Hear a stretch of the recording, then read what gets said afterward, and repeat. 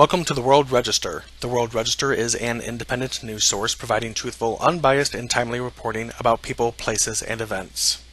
Reuters news agency reports opposition groups quit the government of Iraq's Kurdish region on Wednesday in protest at violent unrest in which at least 3 people were killed, with one group saying authorities had shown a flagrant disregard for life. Strains spilled onto the streets on Monday and Tuesday when Kurds joined protests against years of austerity and unpaid public sector salaries, with some burning down offices belonging to political parties.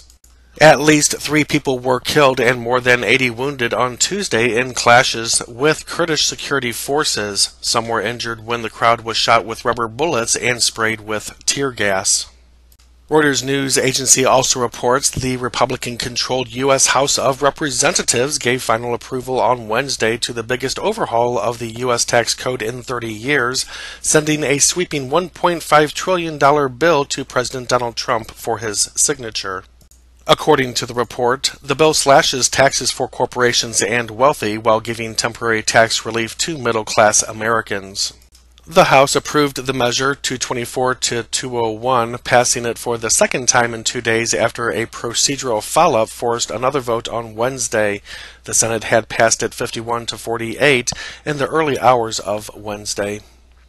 And Reuters news agency reports that a federal judge on Wednesday declared a mistrial in the criminal case of Nevada rancher Cliven Bundy, who'd led a 2014 armed standoff with U.S. government agents in a rangeland dispute, and set a new trial date for February 26th of 2018.